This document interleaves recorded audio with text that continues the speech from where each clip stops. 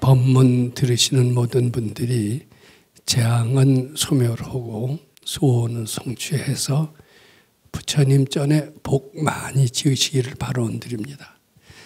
오늘은 그 난제에 관한 질문, 여기에 대한 제 소견을 말씀드리는 시간입니다.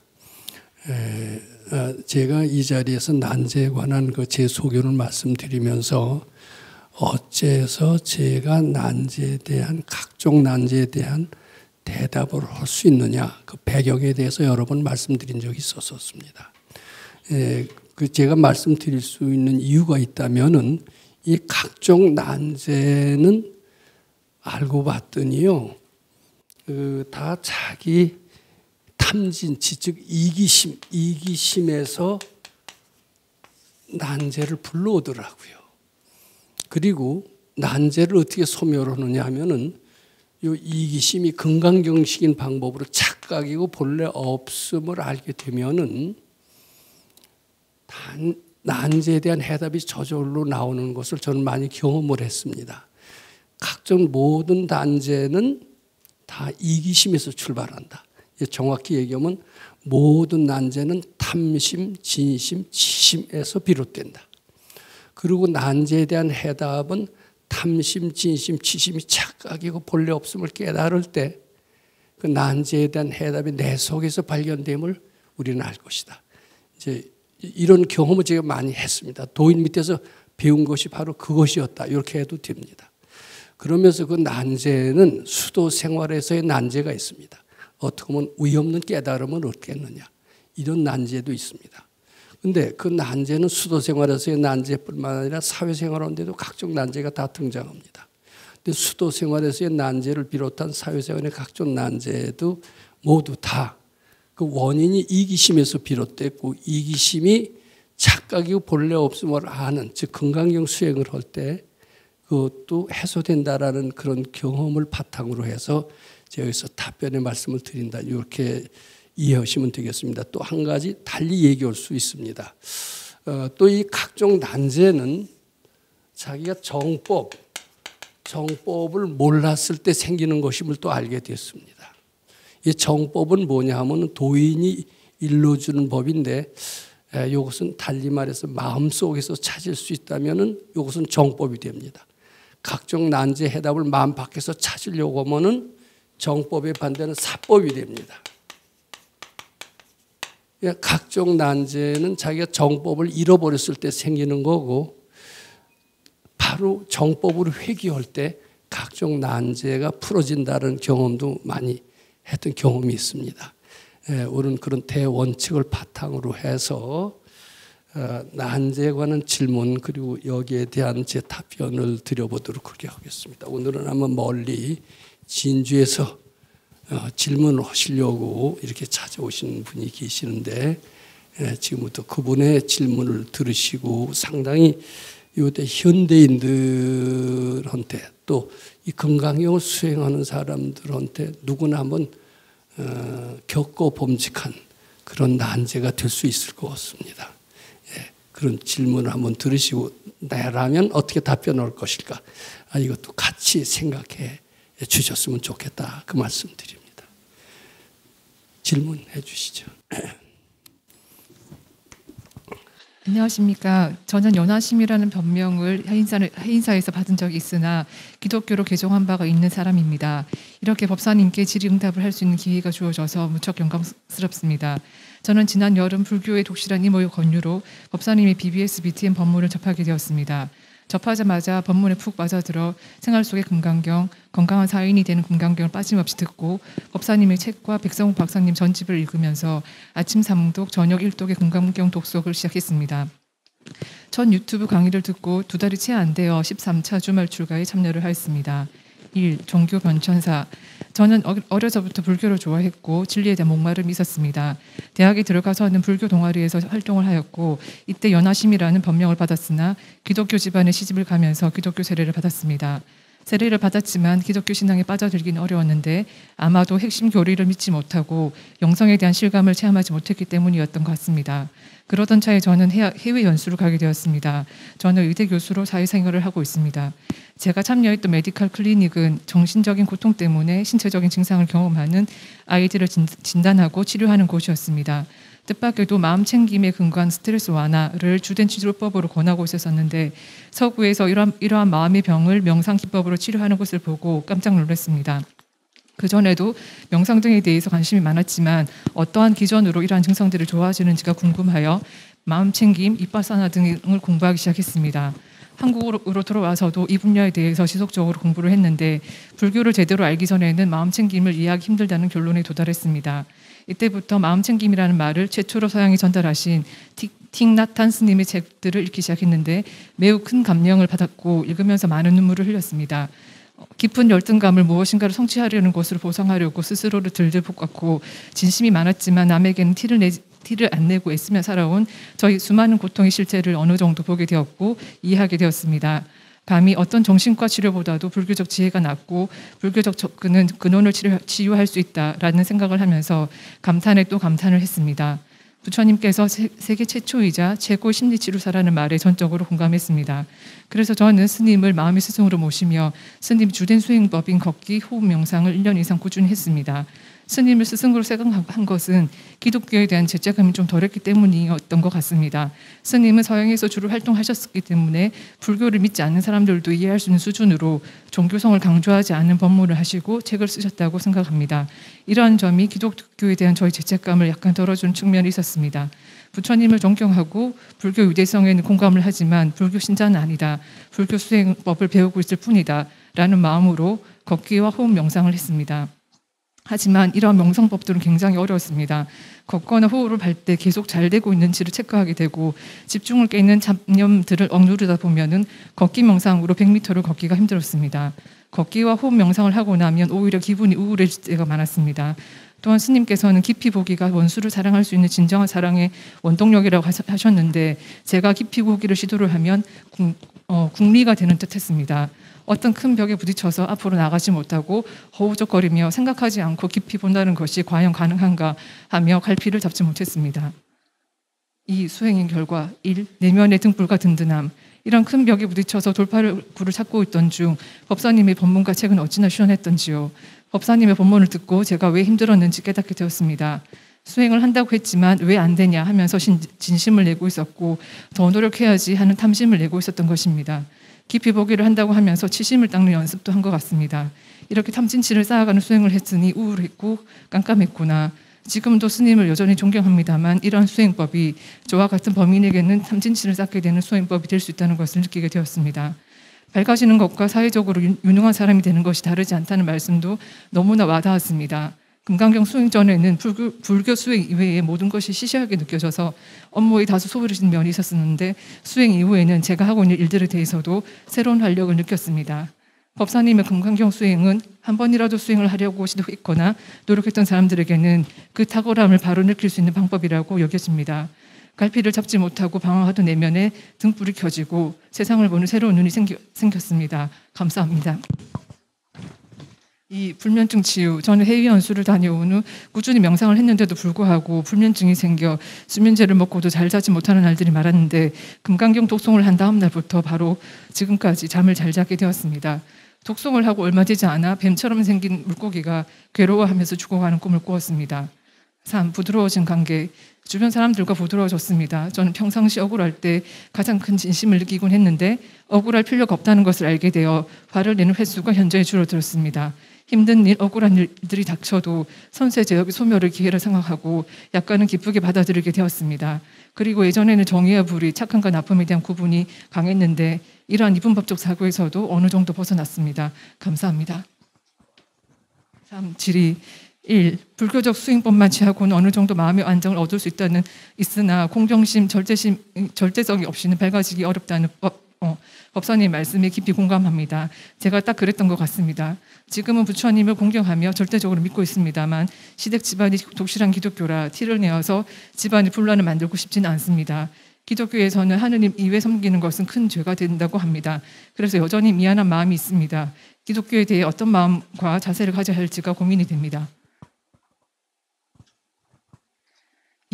저는 장애를 가지고 태어난 아이들 부모들을 자주 만나게 됩니다.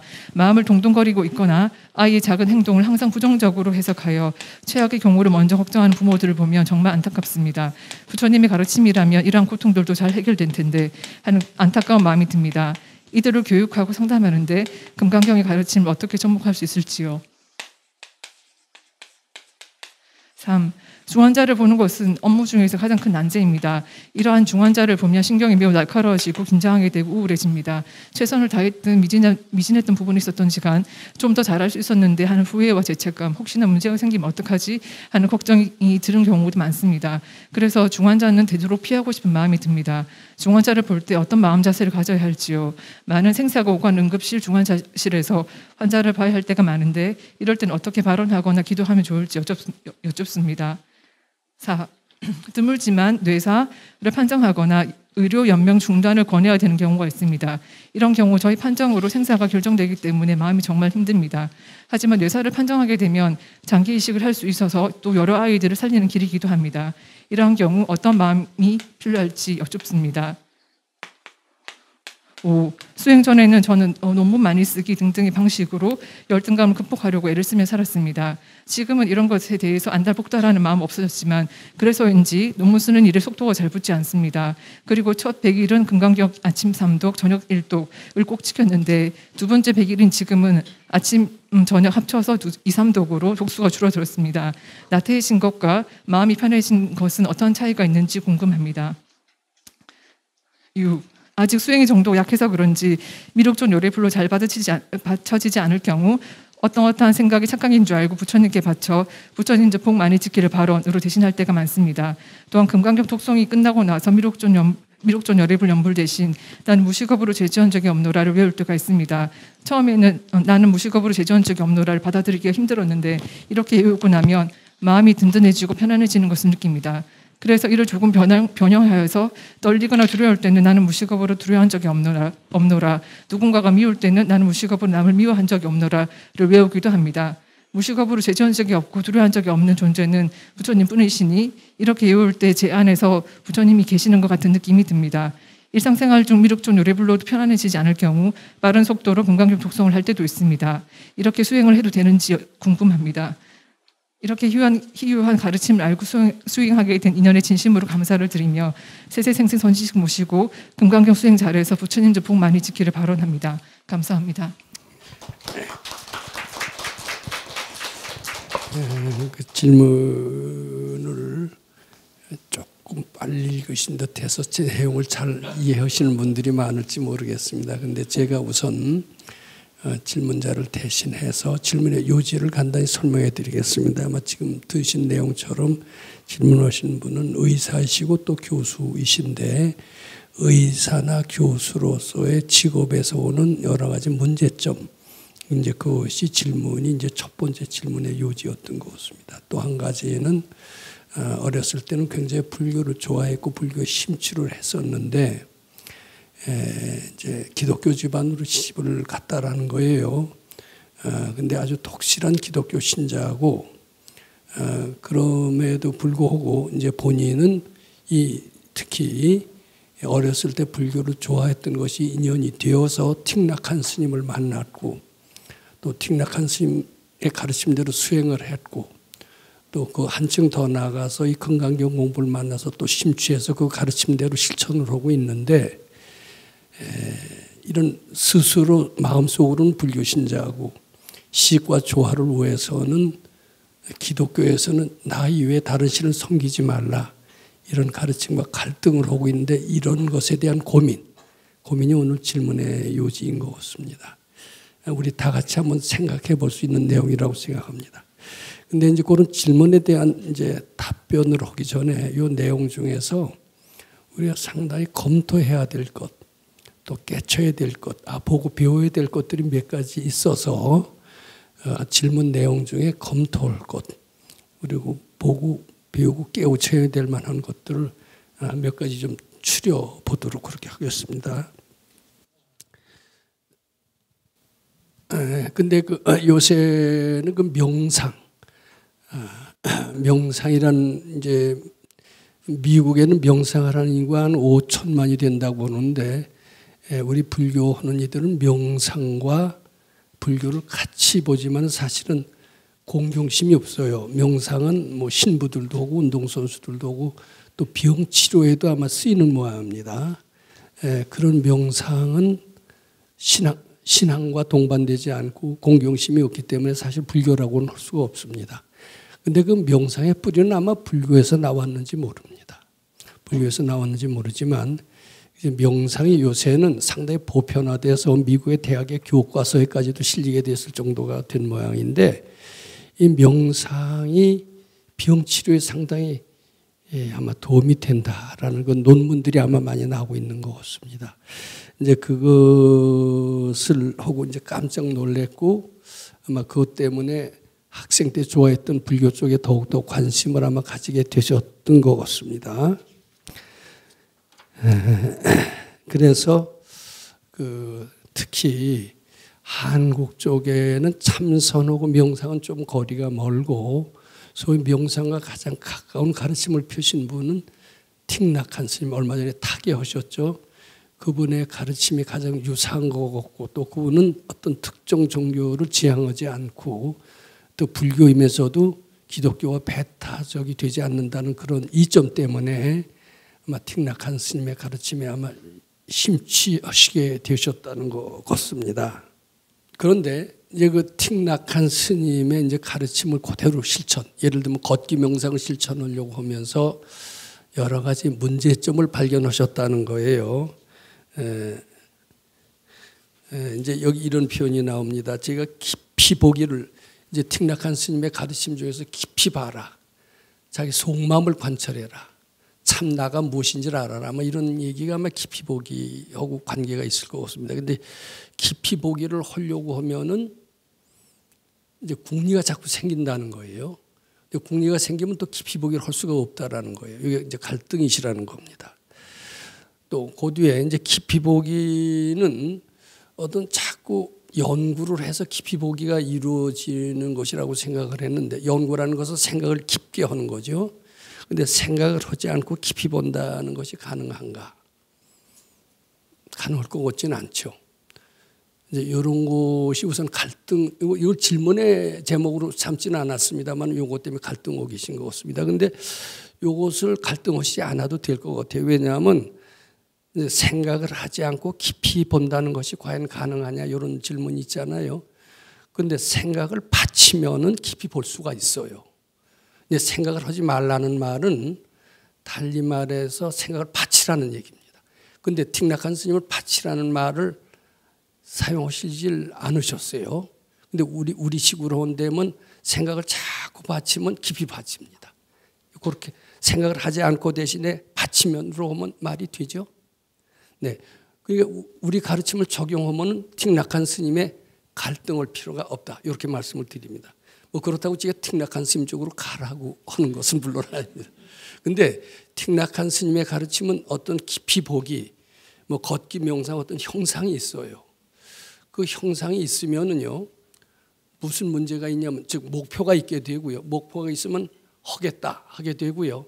또 왜 안 되나 하게 되고요. 이만하면 됐다가 반드시 동반합니다.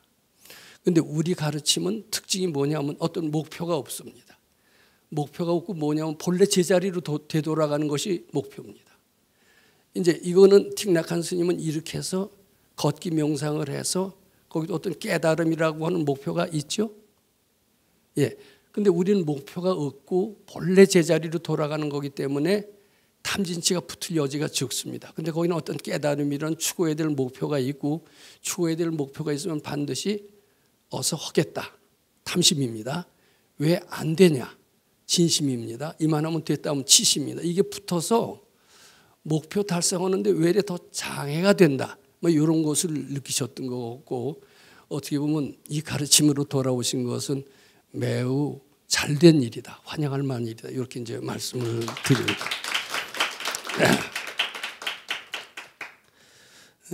그리고 아주 상당히 지혜롭다고 하실지 전생부터 많이 닦으셨다고 그리고 아주 똑똑하신 분이라는 느낌이 드는 것은 이 밝아지는 것과 사회적으로 유능의 사람이 된다는 것이 다르지 않다는 말씀이 너무나 와 닿았습니다. 그런데 이렇게 이해한다는 게 쉬운 게 아니에요. 우리는 건강한 사회인이라는 이제 건강경 강의를 많이 들었기 때문에 우리는 쉽게 압니다만은 대개 밖에 분들은 불법을 잘하면 사회적으로 유능하다라는 말에 공감하지 않는 것 같습니다. 그러면 불교는 점점 사회적으로 멀어지고 있어요.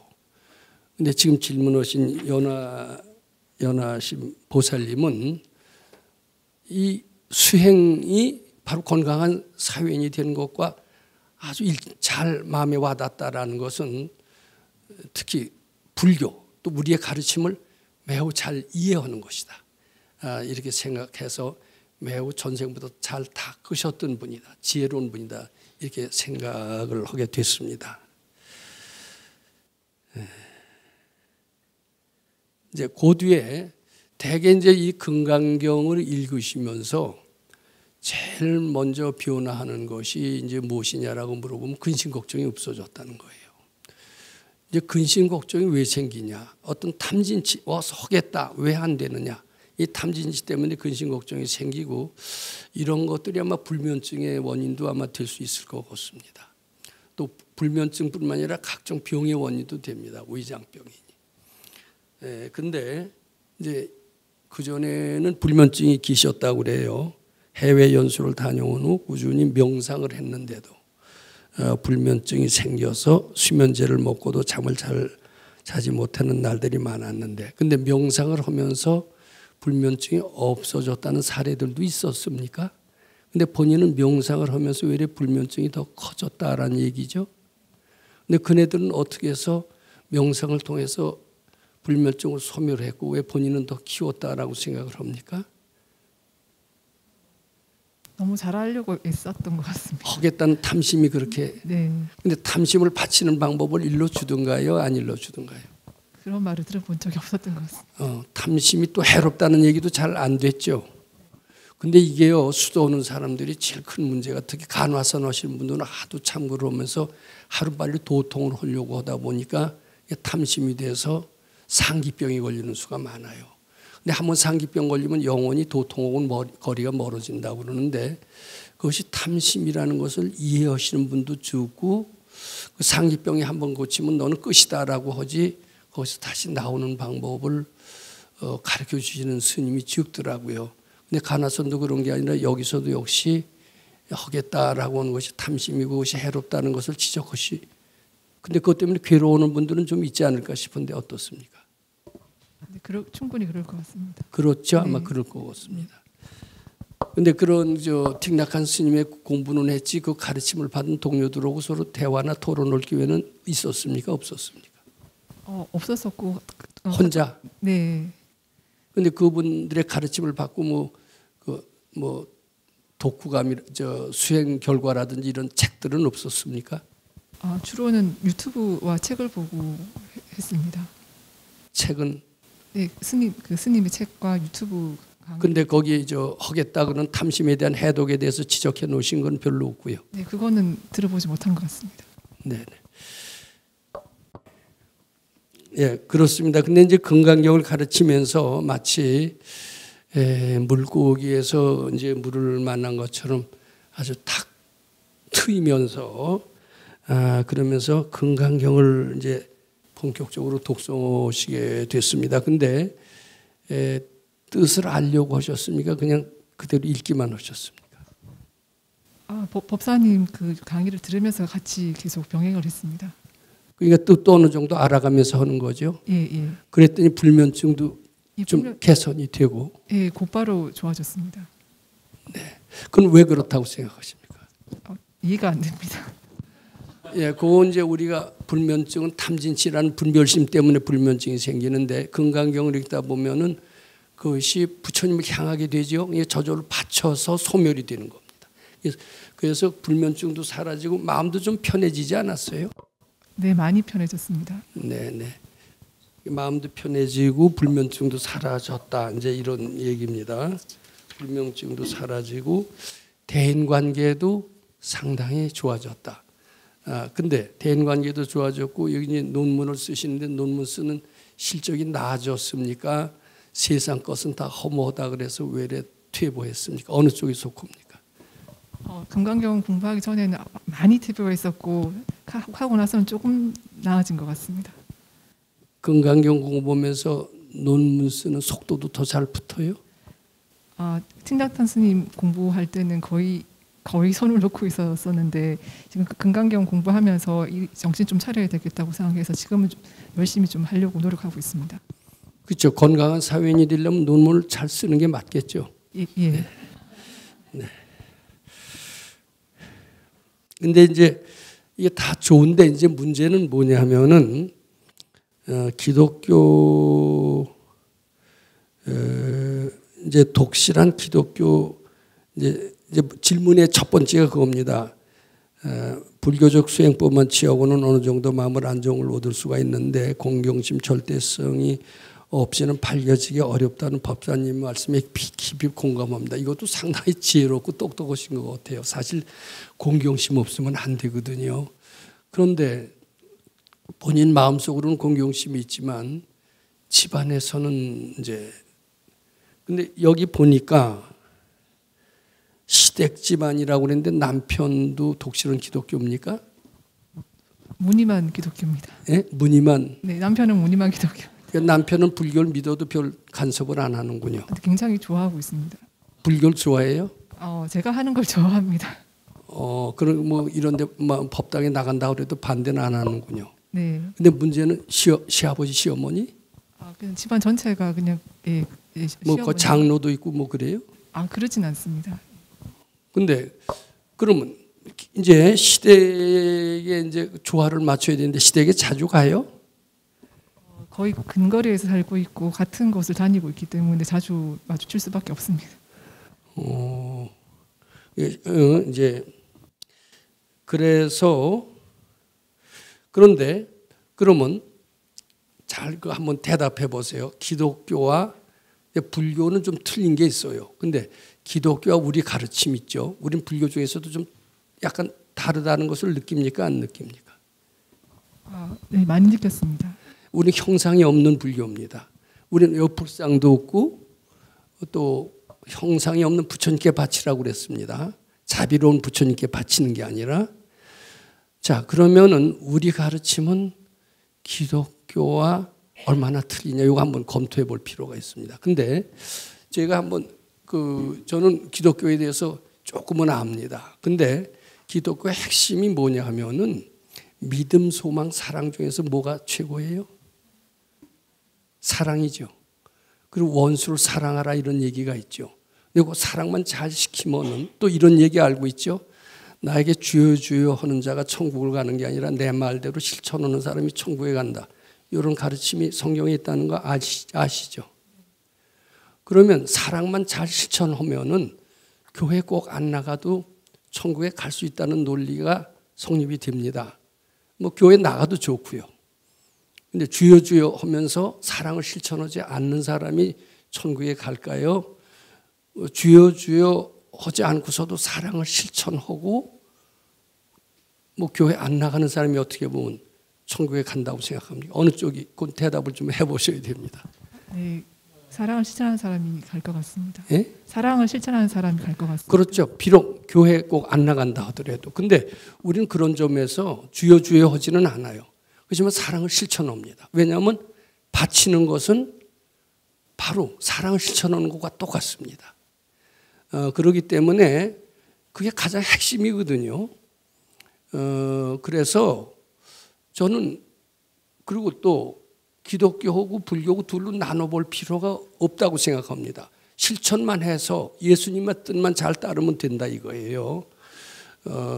그렇기 때문에 나는 다른 신을 믿지 말라는 것은 무슨 뜻이냐면 사랑을 강조하지 않는 신을 따르지 말라는 얘기입니다. 그런데 사랑을 가장 최고의 가치로 알고 실천하라는 그런 신은 따라도 된다는 얘기입니다. 기독교인들은 우상 숭배니까 불교를 뭐 그렇게 외도라고 보는 것 같아요. 근데 우리는 그 불교 그게 중요한 게 아니라 기독교 핵심이 뭐예요? 사랑 아니에요. 사랑만 실천하는 가르침이면 그건 다 기독교와 다르지 않다. 다른 신이 아니다. 공감해야 안 공감해요? 공감합니다. 그러면 이제는 앞으로 갈등을 안 해도 되잖아요. 나는 훌륭한 크리스찬으로서 역할을 잘하고 있다. 이렇게 스스로 믿어도 됩니다. 내가 오늘 오신 분한테 선물로 드렸는데 예수님은 법받은 미륵존 여레벌이라는 책입니다. 뭐냐 하면은 예수님이 바로 부처님과 같은 똑같은 위대한 존재였거든요. 근데 그걸 믿으시고 가신다면은 절대로 우리 불교는 특히 금강경 가르침에서의 불교는 기독교와는 다른 가르침이 아니라는 믿음을 가지실 수가 있어요. 교회 나가더라도 뭐 마음속에서 난 불교를 배신하는 거다 이렇게 생각하시지 않으셔도 됩니다. 그리고 굳이 그 시댁과 하나도 거리를 둘 필요가 없어요. 어때요? 이제 와서는 당당 이 첫 번째 고민 해결됐습니까? 안 됐습니까? 됐습니다. 아니요. 근데 우리 저 도반들 중에 있어요. 독실한 이 금강경 신자인데 부인이 권사예요. 권사인데 그는 뭐 교회 안 가면 안 됩니다. 이제 그런 줄 알고 결혼했어요. 근데 그분 마음속에는 예수 그리스도의 가르침과 부처님의 가르침, 특히 금강경 가르침이 둘이 아니다라고 생각하니까 교회를 따라갑니다. 교회를 따라가서 교회 일도 봅니다. 그런데 세례는 안 받고 조용히 옵니다. 뭐 세례를 받는다 하더라도 난 나쁘지는 않을 것 같아요. 마음속으로는 이 부처님에 대한 믿음, 사랑의 실천을 잘하고만 있으면, 이제 부처님 공경심만 그 식대로만 잘하고 있으면 다 괜찮다. 예수 그리스도의 뜻을 그대로 따르는 것이다. 이렇게 봐도 된다고 생각합니다. 예, 이번 첫 번째 질문이 이제 해결이 되신 거로 보고요. 이제 두 번째 질문이 뭐냐면은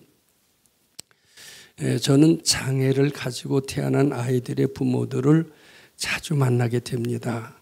마음을 동동거리고 있거나 아이의 작은 행동을 항상 부정적으로 해석하여 최악의 경우를 먼저 걱정하는 부모님들을 보면 정말 안타깝습니다. 이제 부처님의 가르침이라면은 이 고통이 잘 해결될 텐데, 그러니까 그 부모들의 고통이 해결된다 이런 뜻이죠.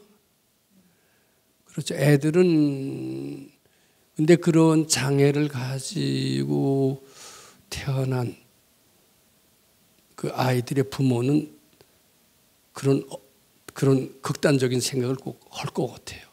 왜냐하면 잘못돼서 우리 자녀들과 같이 되면 어떡하나 뭐 이런 생각을 할 수 있기 때문입니다. 근데 이 금강경 가르치면 됩니다.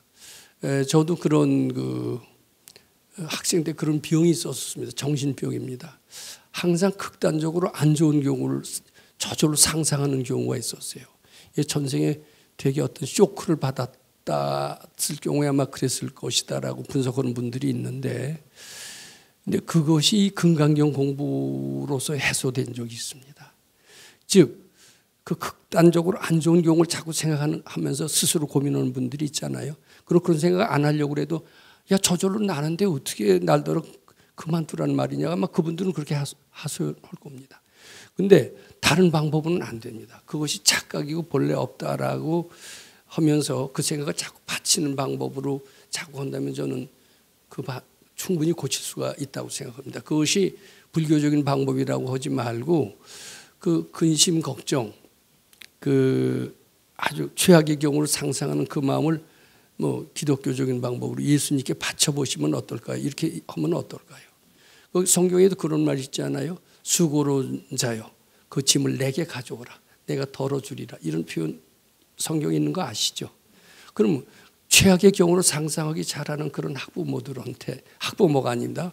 그 장애인 부모한테 그 근심 걱정을 가지고 계시지 말고 예수님이 나한테 가져오라고 했듯이 그 근심 걱정을 예수님께 바쳐서 시봉 잘하길 바론.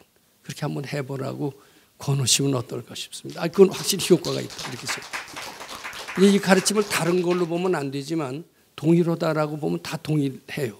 그래서 저는 예수님은 법받은 미륵존 요레불이라는 그 책도 지었지만은 크리스찬과 함께 있는 금강경이라는 책도 지었습니다. 혹시 알고 계세요? 그럼 그 속에 이미 답이 있을 텐데 그걸 한번 가서 잘 읽어보시기 바랍니다. 네. 그다음에 이제 세 번째 질문입니다. 네. 이제 중환자를 보는 것이 가장 큰 난제입니다. 이런 환자들 보면 신경이 매우 날카로워지고 긴장하고 우울해집니다. 근데 아마 중환자의 마음이 그러니까 그 마음이 저절로 전이가 되지 않을까 이렇게 생각합니다. 이건 대수님들 중환자 만나기가 싫으시죠. 근데 최선을 다했는 듯 미진했던 부분이 있었든지 간에 좀 더 잘할 수 있었는데 후회하는 죄책감, 혹시나 문제가 생기면 어떡하지 하는 걱정이 드는 경우가 많습니다. 그래서 중환자를 되도록 피하고 싶은 마음이 듭니다. 중환자를 볼 때 어떤 마음의 자세를 가져야 할까요? 근데 이제 결론적으로 말씀드리면 중환자 만난 것에 대해서 무조건 감사하는 마음을 좀 가져보시기 바랍니다. 기독교에서도 범사에 감사하라고 그런 얘기가 있습니다. 근데 불교에서는 범사에 감사하라는 얘기를 잘 하지 않습니다만 우리 가르침에서는 역경에 감사하면은 축복으로 바뀐다고 그렇게 하는 가르침이 있습니다. 그러니까 그 중환자한테 감사함으로써 중환자를 만나는 것도 다 내가 불러온 겁니다. 내가 깨우칠 것이 있어서 그건 중환자를 자주 만나게 되잖아요. 왜 내 팔자는 이렇게 중환자만 만나게 되는 팔자냐? 그 원망하시지 말고요. 다 내가 불러온 과보다 내가 깨칠 게 있어서 또 인연이 있어서 불러왔고 잘 감사하다라고 여기면은 중환자를 만나게 된 원인과 중환자를 만남으로써 내가 얼마나 달라졌느냐, 얼마나 많이 업그레이드가 되어 있느냐를 아마 깨치게 될 것이다. 아마 이런 걸 분명히 느끼게 될 겁니다. 그러면서 지금은 굉장히 신경이 예민해지고 괴로우시지만은 자꾸 감사합니다, 감사합니다 이렇게 구호를 붙여보세요. 중환자실 만나면 또 중환자야 이러시지 말고 감사합니다, 감사합니다 하면서 즐겁게 중환자를 대하게 된다면은 아마 1, 2년 후에는 중환자 만나서 내가 참 축복받았네. 전 분명히 그렇게 될 거라고 생각해요. 그런데 사실은 알고 보면 내 무의식이 다 불러왔다고 생각합니다. 내 어떻게 선세 지업이 다 불러왔어요. 그래서 중환자를 만나서 짜증내고 싫어하지 않고 정성과 감사합니다라고 자꾸 대할 때 분명히 선세 지업이 소멸됩니다. 건강경 16번 아시죠? 그것도 그네들을 싫고 피하고 도망가고 싶은 생각이 들죠. 그러면 선세지업이 소멸이 안 되고요. 이렇게 감사합니다라고 했을 때 선세지업이 소멸이 되면서 참 잘 만났구나. 이런 중환자들 덕분에 나는 영적으로 또 육체적으로도 굉장히 건강해질 수 있고 영적으로도 건강해질 수 있다. 아마 틀림없이 그렇게 될 것으로 저는 생각을 합니다. 그러니까 그것을 기피하고 싫어할 것이 아니라 감사하고 즐겁게 실천해 주시기 바랍니다. 그 다음에 이제 질문 네 번째입니다. 그러니까 이거 다 제 경험이고 제 경험을 도인한테 여쭤서 실천을 했고 절대로 도인은 피하라고 하시지 않습니다. 항상 감사하라. 그리고 어떤 것이든지 나한테 온 것은 다 도피하지 마라. 그것은 도피하지 않고 감사하면 축복으로 이어질 것이다. 이런 비슷한 말씀을 해오셨고 싫고 도망가고 싶었고 많이 그랬음에도 불구하고 감사하고 억지로 실천했기 때문에 그 바로 효과가 나타나는 것은 아니지만은 그 내하는 정신입니다. 내하는 정신으로 말미암아 나중에 굉장히 큰 축복의 열매로 이어졌던 경험이 몇 개 있습니다. 그러니까 그대로 한번 해보시는 게 좋을 거예요. 그렇다고 일부러 중환자를 찾아다닐 필요는 전혀 없습니다. 찾아다닐 필요 없지만 오는 중환자를 피해서 적어지는 말아라 이겁니다. 그다음에 이제 네 번째입니다. 드물지만 뇌살을 인공호흡기를 달면 심장을 뛰게 할 수는 있으나 뇌는 기능이 없고 회복 불능한 상태를 뇌살을 판정해야 하거나 의료 연명 중단을 권해야 하는 경우가 있는데 이런 경우 저의 판정으로서 생사가 결정되기 때문에 마음이 정말 힘듭니다. 하지만 뇌살을 판정하게 되면 장기 이식은 할 수가 있어서 또 여러 아이들을 살리는 길이기도 합니다. 이런 경우 어떤 마음가짐이 필요한지를 이제 질문을 드리는 겁니다.